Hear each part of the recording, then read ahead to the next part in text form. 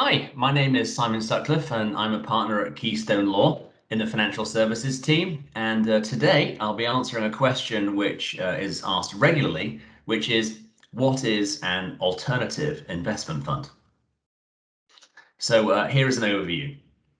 Firstly, the investment fund part means that it is a means by which capital is raised from a number of investors who pool or combine their capital together to make investments according to an investment policy, which means a strategy, some guidelines about what can and cannot be purchased, things like that. And those investors together share in the gains and losses, the income and costs in proportion to their relative shareholding or unit holding in the fund.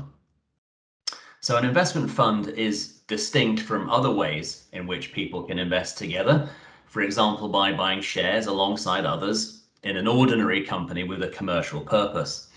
An investment fund is not carrying on a business in that it does not sell goods or services, but it exists purely to make investments. So it's not an ordinary commercial business. That's distinct from that. So secondly, what does the alternative part of alternative investment fund mean?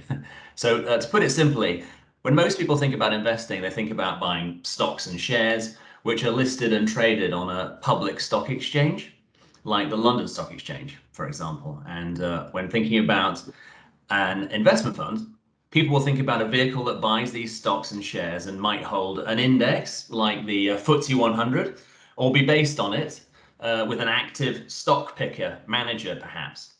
Now, an alternative investment fund is a fund which usually invests in other things, often things that are not publicly traded stocks and shares, things like real estate, venture capital or private equity, which is usually going to be shares in private companies, not publicly traded, or things like loans, infrastructure, like a toll road, for example, and perhaps even more fun things like fine wine or art collections.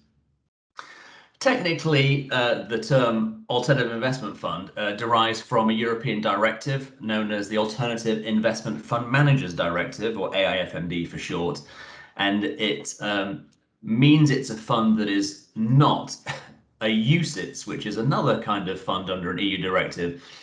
That is a form of fund which has to meet a large number of standardized criteria. It invests chiefly in publicly traded stocks and shares and is suitable for the investing public. An AIF is also a form of CIS or collective investment scheme in the UK, although I should note that there are some slight differences between the two concepts, so they're not identical. And finally, it is important to say that setting up, promoting or managing an alternative investment fund is a regulated activity in the UK. So these things must be done by persons authorized to do so by the Financial Conduct Authority in the UK. So if you are thinking about putting together an investment fund, be it an alternative investment fund or another type, it will be important to take some professional advice on your plans. So I hope this overview was interesting and informative. Please do look out for our other video content from my colleagues and at Keystone and from me. And of course, do get in touch with us if you need some legal help getting any investment or other projects off the ground. Thanks for your attention and have a great day. Goodbye.